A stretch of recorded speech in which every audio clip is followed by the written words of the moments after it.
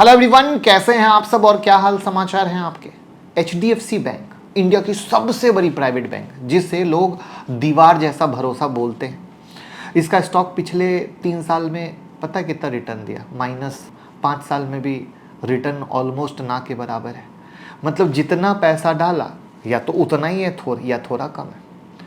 और जब मैं ये वीडियो बना रहा हूँ तब स्टॉक अपने 52 वीक हाई से 27% नीचे भी चल रहा है। और ये वही बैंक है जिसे कभी इंडिया की सबसे ट्रस्टेड प्राइवेट बैंक माना जाता था।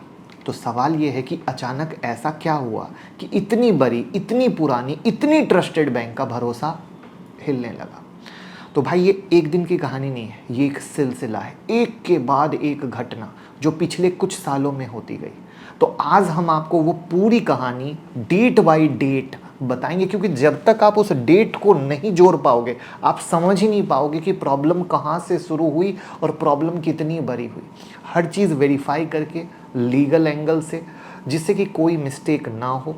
हम किसी को ना ब्लेम करेंगे ना किसी को बदनाम करेंगे, बस जो डेटा मीडिया में अवेलेबल है हम उस डेटा के आधार पर आपको सारी चीज़ें बताएंगे। चलिए शुरू करते हैं, लेकिन पहली बार आए हैं तो चैनल को सब्सक्राइब करके बेल आइकॉन हिट कर लीजिएगा। और इस कहानी को समझने के लिए पहले थोड़ा पीछे चलना पड़ेगा। एचडीएफसी बैंक की शुरुआत हुई थी 1994 में हसमुख पारेख जी के विजन से। उन्होंने देखा कि इंडिया में नौकरी करने वाले लोगों को घर बनाने के लिए लोन ही नहीं मिलता। उनके भतीजे दीपक पारेख जी उनके साथ जुड़ गए और बैंक की नींव पड़ी। आदित्य पुरी जी सितंबर 1994 से इस बैंक में मैनेजिंग डायरेक्टर बने और अगले 26 साल यानी 2020 तक उन्होंने इस बैंक की सेवा यानी लीड की। Now, few names in India's financial history carry the weight and respect of Aditya Puri. In fact, we all know him as a visionary leader who transformed HDFC Bank from a fledgling institution into one of India's most trusted and profitable financial powerhouses. Known for his disciplined rigor, strategic foresight, and unwavering commitment to customer trust, he doesn't just lead, he sets the standard for leadership, innovation, and integrity in India's banking and business ecosystem. And today, we in fact all have the privilege of hearing from a man whose decisions shape the trajectory of modern Indian banking. उसके बाद bank की शुरुआत से एक और नाम जुड़ा था, परेश सुखतंकर जी का। ये वो इंसान थे जो एचडीएफसी बैंक आने से पहले सिटी बैंक में 9 साल काम कर चुके थे और एचडीएफसी में क्रेडिट और रिस्क मैनेजमेंट देखते थे। मतलब लोन देने से पहले अच्छी तरीके से चेक करना कि पैसा डूबेगा तो नहीं। उनका नियम बहुत सिंपल था, चाहे कम लोन दो लेकिन सही लोगों को दो। और इसी डिसिप्लिन की वजह से एचडीएफसी बैंक का इमेज बना डेटा बेस्ड, सेफ, ट्रस्टेड। इस बैकग्राउंड को याद रखना, क्योंकि हम आगे वाले सिलसिले में जब आएंगे तो ये बैकग्राउंड की कड़ी कहीं ना कहीं जुड़ेगी। तो मार्च 2017 से पहली दरार पड़ती है। कैसे? मार्च 2017 में परेश जी को बैंक का डिप्टी मैनेजिंग डायरेक्टर बनाया गया था। And he's also served as its executive director. He was appointed deputy managing director in March 2017. वो बैंक के सबसे बड़े सीनियर लोगों में से एक थे और वाइडली माना जा रहा था कि आदित्य पुरी जी के रिटायर होने के बाद, जो अक्टूबर 2020 में होने वाले थे, अगले सीईओ बनेंगे। लेकिन 10 अगस्त 2018 को एक फ्राइडे के दिन मार्केट बंद होने के बाद एचडीएफसी बैंक ने एक सरप्राइज अनाउंसमेंट की कि भैया इन्होंने अपना रेजिग्नेशन दे दिया है और कोई खास वजह नहीं बताई है, पर्सनल रीजन बोला है और 90 दिन का नोटिस पीरियड था। But the other big story coming in from the banking sector, Paresh Sukhtankar has resigned as the deputy managing director of HDFC Bank. The bank's exchange filing says the resignation will come into effect 3 months from now. The 51-year-old Sukhtankar has been with the bank since its inception in 1994.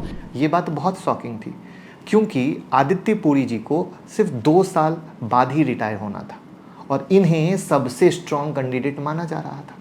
अब bank के chairman Deepak Parekh जी ने कहा कि उन्होंने बहुत अच्छा काम किया है और उन्हें बहुत मिस किया जाएगा। ये थी कहानी की पहली दरार।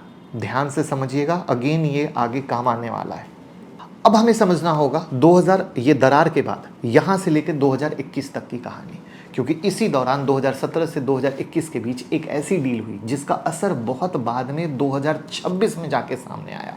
इसको ध्यान से समझिएगा, क्योंकि यही पूरी कहानी का सबसे बड़ा ट्विस्ट है। महाराष्ट्र सरकार की एक कंपनी है MSRDC, मतलब Maharashtra state road development corporation. ये कंपनी सड़कें बनाती है और इनके पास एक बड़ा फंड था जो किसी बैंक में डिपॉजिट करना चाहते थे। तो एचडीएफसी बैंक चाहती थी कि भैया ये मतलब इनके पास बड़ा पैसा है, एमएसआरडीसी जैसा बड़ा इंस्टीट्यूशन डिपॉजिट अपने पास लाए। बैंक में हर बैंक चाहेगा ना, कोई गलत नहीं है, क्योंकि कंपटीशन में अब यहाँ पे क्या हुआ कि दूसरे बैंक 6% या उससे ज़्यादा इंटरेस्ट ऑफर कर रहे थे और एमएसआरडीसी ने भी यही एचडीएफसी को उम्मीद जताई कि भैया हमें तो इतना ही चाहिए, क्योंकि एचडीएफसी वाले 3.5% के करीब दे रहे थे। अब यहाँ एक नियम समझो, आरबीआई का रूल साफ है, कोई भी बैंक अपने किसी कस्टमर को बाकी सब कस्टमर से ज़्यादा इंटरेस्ट नहीं दे सकता है, कैसे भी नहीं दे सकता। ऐसा इसलिए क्योंकि अगर एक बड़े कस्टमर को ज़्यादा दिया जाएगा तो छोटे कस्टमर के साथ गलत होगा, राइट। तो नॉर्मल तरीका ये होता है कि या तो बैंक डील से मना कर देती है या कोई दूसरा प्रोडक्ट ऑफर करती है जो रूल के अंदर फिट हो। लेकिन एलिगेशन है कि जो बैंक की अपनी इंटरनल विजिलेंस जांच है उसमें कंफर्म हुई कि एचडीएफसी बैंक ने कुछ अलग ही रास्ता निकाला। स्टैंडर्ड रेट और एमएसआरडीसी को जो रेट प्रॉमिस की गई उसके बीच का गैप कवर करने के लिए बैंक ने रफली 45 करोड़ का पेमेंट किया, लेकिन इसे इंटरेस्ट नहीं बल्कि मार्केटिंग एक्सपेंस के तौर पर एक रोड सेफ्टी अवेयरनेस कैंपेन के स्पॉन्सरशिप के नाम पर दिखाया गया। मतलब जो असल में एक्स्ट्रा इंटरेस्ट था उसका नाम कागज में बदल कर एडवर्टाइजमेंट का खर्चा बना दिया गया। एग्जाम्पल के लिए उनको 6% चाहिए था, इन्होंने एग्जाम्पल के लिए 3.5% दिया, बाकी का पैसा इस तरीके से दिया। आई होप क्लियर हो गया होगा। अब यहाँ पर एक मज़ेदार चीज़ और है, पता है, एमएसआरडीसी के पास करीब 25,000 करोड़ की अमाउंट थी, जबकि रिपोर्ट कहती है करीब 3,000 करोड़ का ही अमाउंट आया। तो अगेन ये भी है कि इतनी मेहनत की गई इतने पैसे को लाने के लिए और आया सिर्फ 3,000 करोड़ ही क्यों?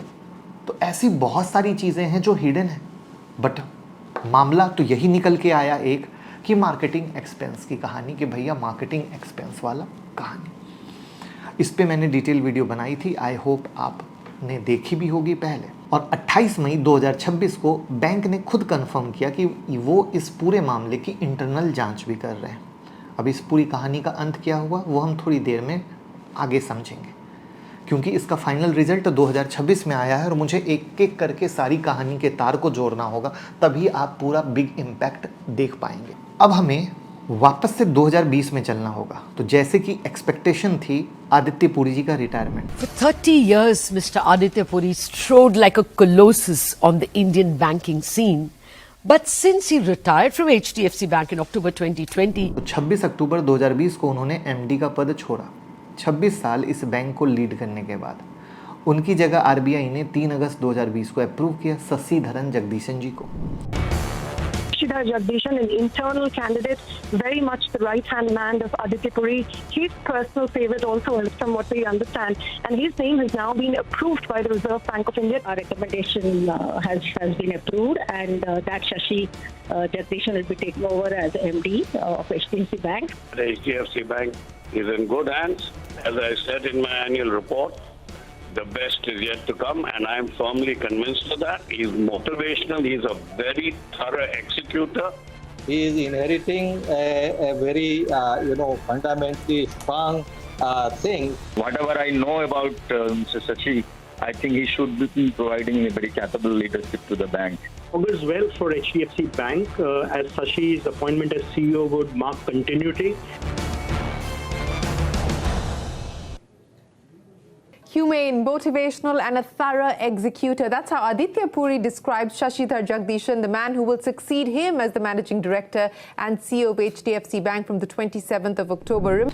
जो बैंक में 1996 से थे और 2008 से CFO थे और उन्हें अगले MD और CEO के रूप में लाया गया। जगदीशन जी ने 27 अक्टूबर 2020 को चार्ज संभाला 3 साल के टर्म के लिए। अब ये 3 साल का टर्म भी बड़ा इंपॉर्टेंट है क्योंकि ये भी खत्म होने पर है और इसमें भी नाटक चल रहा है। अब यहाँ से एक नया दौर शुरू होता है। वो नया दौर था मर्जर का, जिसने पूरी नींव हिला दी। 1 जुलाई 2023 एक सैटरडे के दिन, इस दिन बैंक कौन HDFC बैंक का मर्जर हुआ HDFC लिमिटेड के साथ, जो एक हाउसिंग फाइनेंस कंपनी थी। The HDFC Bank merger now going to be effective 13 July is what we've been told. Of course, the exchange ratio was well known. और ये deal पहली बार अप्रैल 2022 में अनाउंस हुई थी। अगर आप मुझे यूट्यूब पे फॉलो करते होगे तो उस समय भी डिटेल वीडियो हमने बनाई थी। मीडिया ने इसको मर्जर ऑफ द सेंचुरी बोला था। रफली $40 बिलियन का ऑल स्टॉक डील, जिससे कंबाइंड एंटिटी का एसेट बेस 18 लाख करोड़ हो गया और HDFC बैंक दुनिया की 4th लार्जेस्ट बैंक बन गई।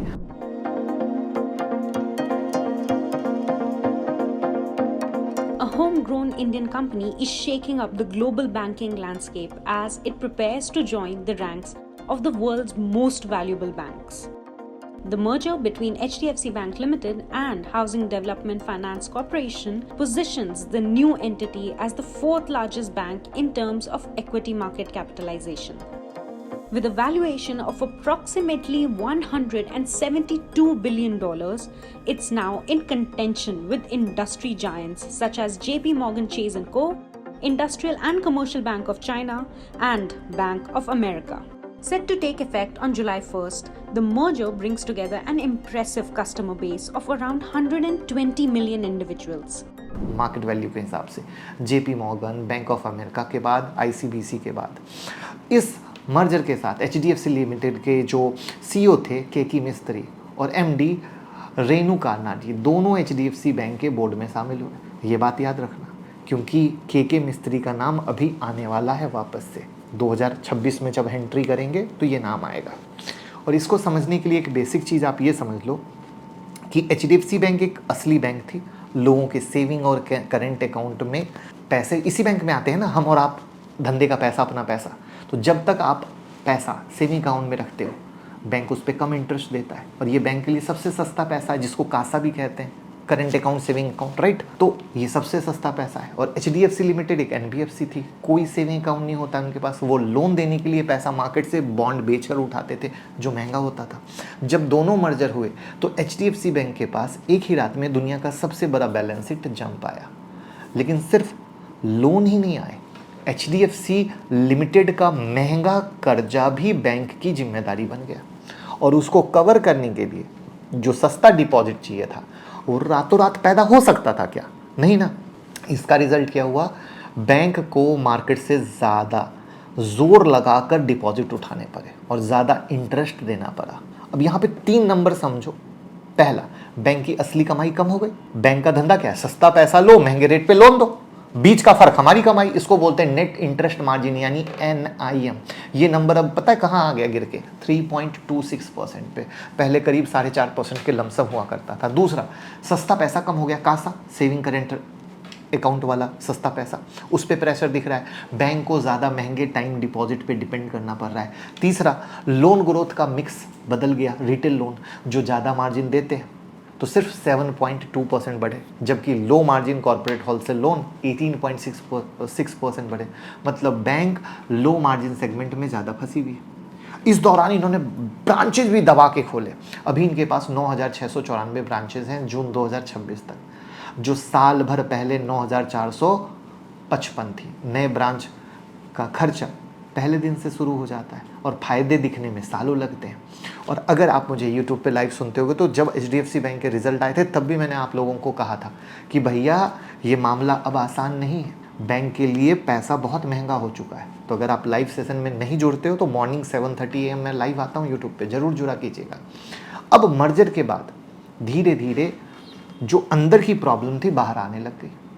पहला ऑफिशियल सिग्नल आता है 26 मार्च 2025 को।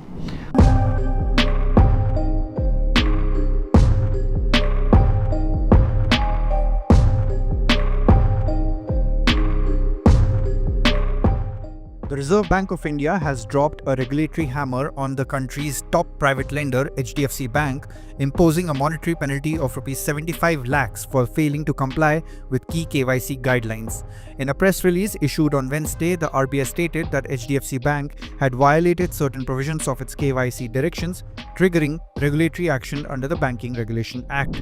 RBI ने HDFC बैंक पे 75 लाख का फाइन लगाया।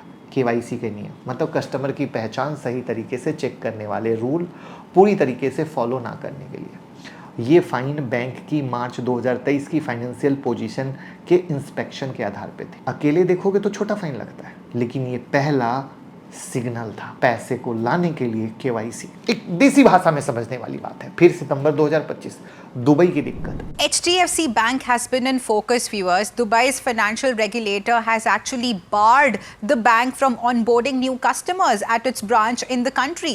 Now, Dubai Financial Services Authority has flagged regulatory concerns over improper customer onboarding processes. तो दुबई के रेगुलेटर DFSA मतलब दुबई फाइनेंशियल सर्विस अथॉरिटी, उन्होंने HDFC बैंक की दुबई ब्रांच को एक ऑर्डर दिया, नए कस्टमर लेना बंद करो। पता है क्यों? HDFC बैंक की दुबई ब्रांच ने अपने कुछ NRI कस्टमर को क्रेडिट स्विस के 81 बॉन्ड बेचे थे। 81 बॉन्ड बेचे थे, ये बताकर कि ये सेफ इन्वेस्टमेंट है, लेकिन 81 बॉन्ड असल में बहुत रिस्की होते हैं। और 2023 में जब क्रेडिट स्विस खुद मुश्किल में आ गया था, पूरी दुनिया में ये बात मशहूर हुई थी, आई होप क्रेडिट स्विस वाली बात आपको पता होगी, तो ये बॉन्ड पूरी तरीके से डूब गए। मतलब जिन्होंने पैसा लगाया था उनका पैसा जीरो हो गया। इसके बाद जब DFSA ने जांच शुरू की तो सितंबर 2025 में ब्रांच को नए क्लाइंट लेने से रोक दिया और बैंक के कुछ senior executive including compliance officer और चीफ टर्मिनल ऑडिटर, उन्हें भी इस मामले में हटाया गया या उन्होंने खुद रिजाइन दिया। Now, HDFC Bank has said it has appointed external law firms to examine the reasons cited by former part-time chairman Atanu Chakrabarti in his resignation. HDFC Bank has maintained that Chakrabarti did not mention any specific issues or specific reasons that were incongruent with his personal values and ethics. And staying with HDFC Bank, sources say the bank's executive Sampath Kumar may appeal against his termination. Kumar was fired last week after an internal probe found that he and 2 other executives were found mis-selling 81 bonds to NRI customers. ये बात आगे चल के जैसा कि हम अभी देखेंगे तो बैंक के चेयरमैन के रेजिग्नेशन से भी जुड़ा हुआ निकल के आएगा, क्योंकि सारे तार जुड़े हुए हैं। कि कैसे अभी देखा कि केवाईसी के नियम कैसे, दुबई की कहानी तो अभी शुरू हुई है। 1 बाय 1 आदित्य पुरी जी के जाने के बाद प्रॉब्लम शुरू हुई है। जबकि आप आदित्य पुरी जी के जमाने में चले जाओ, ये सब आपको कुछ नहीं दिखेगा, कुछ नहीं दिखेगा। स्पेशली जिस सर की मैंने बात की कि जिन्होंने 2018 में रिजाइन किया, वो तो और सुपर्ब थे, फाइन।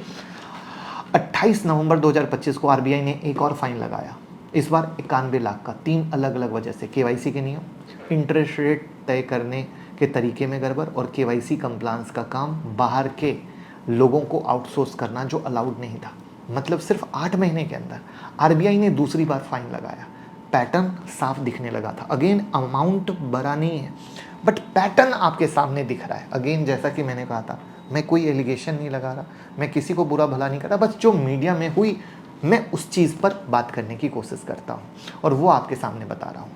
अब आते हैं पूरी कहानी का सबसे बड़ा धमाका। बैंक के पार्ट टाइम चेयरमैन एंटोनू चक्रवर्ती जी, जो मई 2021 से इस पद पे थे, उन्होंने अपनी रेजिग्नेशन लेटर 17 मार्च 2026 को लिखी, जो बैंक को 18 मार्च 2026 शाम को 3:17 पे मिली और इफेक्ट तुरंत हो गया। India's largest private bank is our focus this evening. In a surprising turn of events, HDFC Bank's part-time chairman Atanu Chakrabarti resigned from his role, citing ethical concerns. In his resignation letter, Atanu Chakrabarti said, and I quote, "Certain happenings and practices within the bank that I have observed over the last 2 years are not in congruence with my personal values and ethics." End of quote. उन्होंने पता क्या लिखा? पिछले 2 साल में मैंने bank के अंदर कुछ ऐसी चीज़ें और प्रैक्टिस देखी हैं जो मेरे पर्सनल वैल्यू और इथिक्स से मैच नहीं करती है। बस इतना ही, कोई नाम नहीं, कोई स्पेसिफिक घटना नहीं बताई, बस इतनी सी, और यही अपने आप में काफ़ी।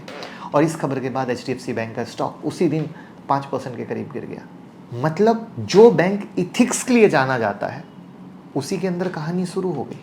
अब बैंक ने तुरंत कहा कि चक्रवर्ती जी ने बोर्ड को कोई एविडेंस या डिटेल नहीं दी थी अपने एलिगेशन की। 19 मार्च 2026, अब मैंने कहा था ना केके मिस्त्री का नाम याद रखना।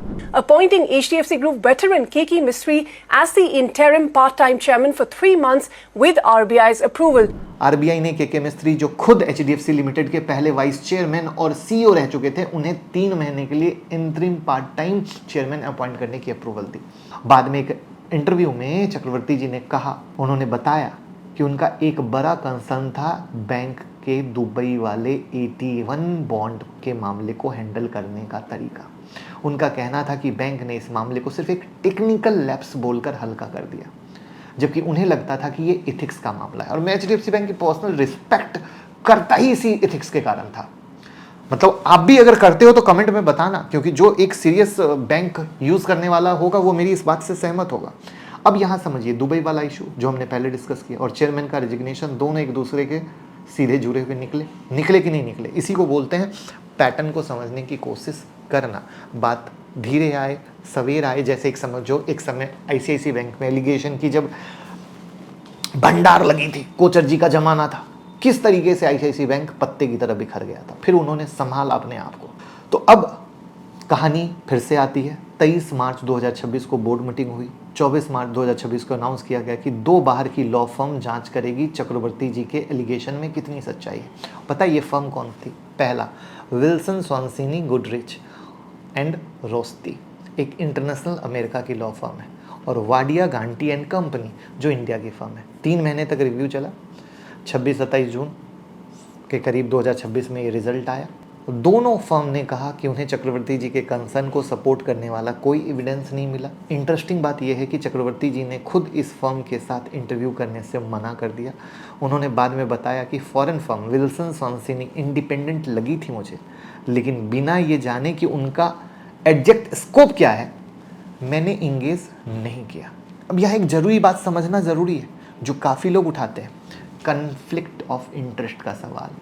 वाडिया गांटी एंड कंपनी जो दूसरी फर्म थी, वही फर्म पहले से एचडीएफसी बैंक की लीगल एडवाइजर थी उस पूरे एचडीएफसी बैंक मर्जर में, जो मैंने पहले डिस्कस किया था। मतलब जो कंपनी ऑलरेडी बैंक के लिए काम कर चुकी थी पैसे लेके, उसी को इंडिपेंडेंट रिव्यू के लिए बुला ले गया। कुछ गड़बड़ लगता है क्या? दया, कुछ गड़बड़ है क्या? आप बता सकते हो। तो फाइनेंशियल कमेंटेटर ने इस बात पे खुले तौर पर सवाल उठाया कि जब रिव्यू करने वाली फर्म खुद बैंक द्वारा अपॉइंट और पेड की गई है, उनमें से एक पहले से बैंक के साथ कमर्शियल रिश्ता रखती है, ये रिश्ता कुछ कहलाता है, तो उस रिव्यू की इंडिपेंडेंस कितनी असली है ये समझना जरूरी है। और इस बात का ये मतलब नहीं कि रिव्यू का रिजल्ट गलत है, लेकिन ये एक जेन्युइन पब्लिकली रेज्ड सवाल है जो ट्रांसपेरेंसी के बारे में आता है कि ये रिश्ता क्या कहलाता है, राइट। अब कहानी होती है जून जुलाई 2026, नए चेयरमैन आते हैं। Very importantly, the banking names continue to be in focus today as well. HDFC Bank has appointed Rajiv Kumar, former IAS officer and ex-chief election commissioner of India as its part-time non-executive chairman, ending months-long search for a permanent head following the abrupt exit of Atanu Chakrabarti in March. अब नए chairman की कहानी क्या है? तो review पूरा होने के बाद बोर्ड आगे बढ़ता है। 30 जून 2026 को एचडीएफसी बैंक ने अनाउंस किया कि उनका चॉइस है राजीव कुमार जी, जो इंडिया के फॉर्मर फाइनेंस सेक्रेटरी थे। रिटायर पता है कब हुए थे? फरवरी 2026 में, और बाद में इंडिया के 25th चीफ इलेक्शन कमिश्नर बने थे 2022 से फरवरी 2025 तक। इंटरेस्टिंग बात यह है कि राजीव कुमार एक 1984 बैच आईएएस ऑफिसर है और उनका बैंकिंग बैकग्राउंड भी है। उन्होंने 2017 से 2020 के बीच इंपॉर्टेंट बैंकिंग रिफॉर्म में काम किया था, जब इंडिया का बैंकिंग सेक्टर डूबने हुआ, लोन यानी एनपीए की प्रॉब्लम से गुजर रहा था। तो सिर्फ इलेक्शन कमीशन वाला बैकग्राउंड नहीं, बल्कि बैंकिंग सेक्टर की समझ है, ये मुझे बताना जरूरी है। जो अच्छा है वो समझना जरूरी है। और 15 जुलाई 2026 को आरबीआई ने इसे अपॉइंटमेंट को अप्रूव कर दिया और राजीव कुमार जी ने 3 साल के लिए पार्ट टाइम चेयरमैन के पद को संभाल लिया के मिस्त्री की जगह। लेकिन यहाँ पर एक पता है ट्विस्ट क्या है? अगर आप राजीव कुमार जी का बैकग्राउंड खंगालोगे तो कुछ सस्पिशियस भी है, और वो भी आप चेक कर सकते हो। तो अब आते हैं बिल्कुल अभी की बात पर। 18 जुलाई 2026 सैटरडे के दिन बैंक ने अपनी April June quarter Q1 financial year 2027 के रिजल्ट अनाउंस किए। हेडलाइन में दिखा नेट प्रॉफिट जो पिछले साल से 5% ज़्यादा है, नेट इंटरेस्ट इनकम भी 6.7% बढ़ा। अब यहाँ एक ज़रूरी बात को समझिए, प्रॉफिट बढ़ा, नेट इंटरेस्ट इनकम बढ़ा, बहुत अच्छी बात है क्योंकि कहानी तो बहुत है। अब यहाँ पर समझना है बैंक का प्रोविज़न, मतलब वो इमरजेंसी फंड जो बैंक अपने प्रॉफिट से अलग रखती है मुश्किल वक्त के लिए। इस क्वार्टर में सिर्फ 3060 करोड़ रुपए रखा गया था, जबकि पिछले साल इसी क्वार्टर में 14441 करोड़ था। देखने में ये बहुत बड़ा गिरा हुआ नंबर लगता है, लेकिन असली कहानी ये है कि पिछले साल Q1 फाइनेंशियल ईयर 2026 का नंबर इतना ज़्यादा इसलिए था क्योंकि बैंक ने उस वक्त जानबूझकर अपना एक्स्ट्रा सेफ्टी बफर बढ़ाया था 9000 करोड़ का फ्लोटिंग प्रोविज़न और 1700 करोड़ का एडिशनल कंटेंजेंसी प्रोविज़न, एक तरह का प्रिकॉशन जो उन्होंने खुद लिया था, किसी खास खतरे की वजह से नहीं, बल्कि ये बहुत अच्छी बात होती है। तो पिछले साल का नंबर ही असाधारण था और इस साल का नंबर कम नहीं है, और अगर आप इसको दूसरे तरीके से देखो तो पिछले क्वार्टर में प्रोविजन था 2609 करोड़ का, इस क्वार्टर का 3060 करोड़ का, इससे 17% ज़्यादा है। मतलब क्वार्टर दर क्वार्टर दोनों को देखा जाए तो प्रोविजन बढ़ा है, घटा नहीं है। यानी जो कहानी चल रही है कि बैंक ने अपना इमरजेंसी फंड छुपा के प्रॉफिट दिखाया है, वो पूरी तरीके से सही नहीं है। तो ये सच बताना भी मेरा काम। दूसरा इंपॉर्टेंट नंबर NIM रिकॉर्ड लो 3.26% पे, क्रॉस NPA 1.17% पे, जो अभी भी काफ़ी अच्छा नंबर माना जाता है, और कैपिटल एडिक्वेसी रेशियो 19.57% है, जो RBI के मिनिमम कैपिटल रिक्वायरमेंट 11.9% से काफ़ी ज़्यादा है। मतलब बैंक के पास अपनी सुरक्षा के लिए काफ़ी मजबूत कुशन है। और इसी हफ्ते 17 से 23 जुलाई के बीच में HDFC मोटा मोटा आपको पता ही है कि शेयर में गिरावट हुई। अब उसमें कोई रिजल्ट कह रहे हैं, कोई कई कहानियां कह रहे हैं। उसमें एक कहानी आई US लॉ फर्म के इन्वेस्टिगेशन की खबर कि भैया अब US की लॉ फर्म इन्वेस्टिगेट करेगी। तो अब कहानी क्या है? तो अब वापस चलते हैं उस MSRDC वाले मामले पर जो बहुत पहले डिस्कस किए थे। 23 जुलाई 2026 को HDFC बैंक के बोर्ड की मीटिंग हुई, जिसमें उनकी special disciplinary committee of independent director ने अपना फाइनल डिसीजन लिया।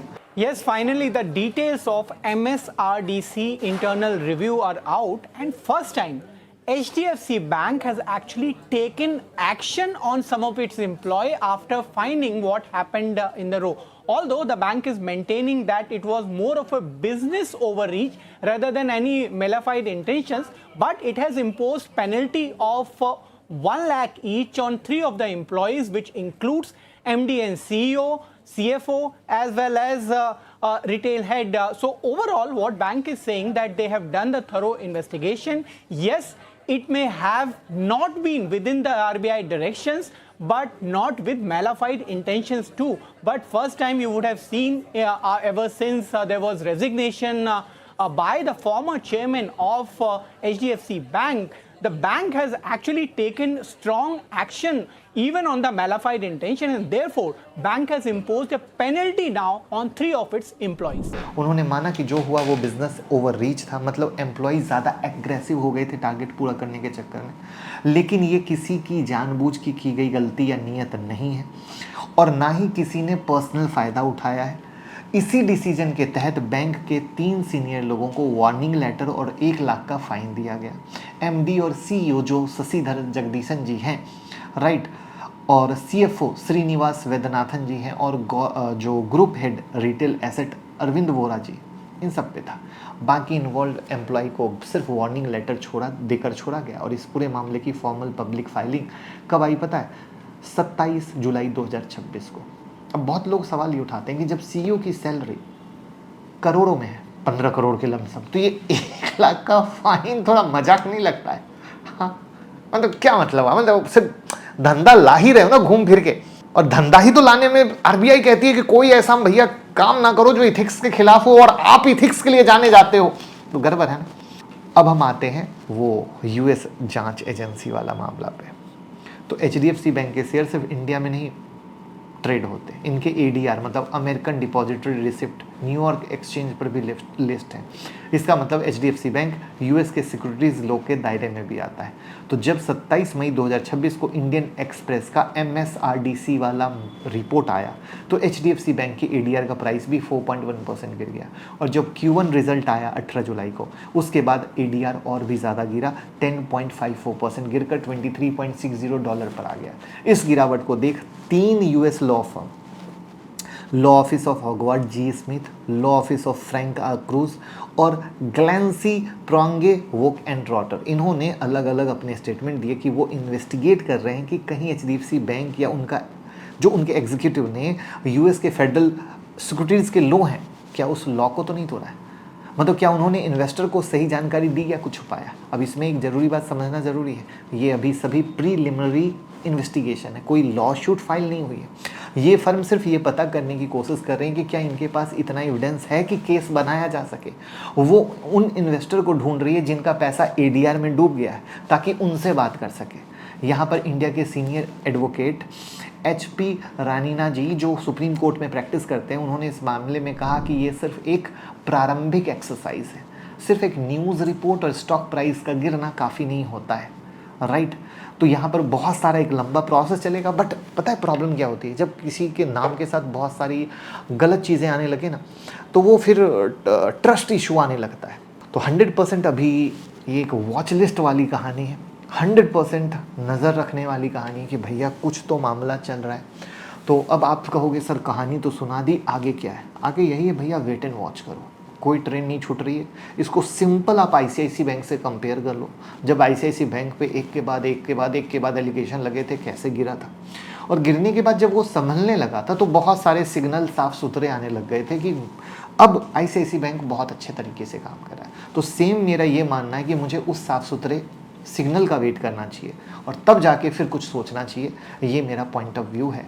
अब आपका क्या नज़रिया है प्लीज़ बताइएगा, और इस वीडियो को सबके साथ शेयर कर दीजिएगा जिससे उन्हें एचडीएफसी बैंक का पूरा मामला स्टेप बाय स्टेप पता चल सके।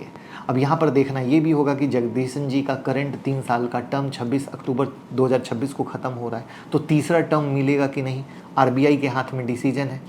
अब ये किस तरीके से होकर निकलता है, क्योंकि पता है अब इन्वेस्टर तो यही देखेगा ना कि जगदीशन जी के टाइम में मुझे रिटर्न नहीं मिला है, अगर ये वापस आते हैं तो वापस से यही होगा।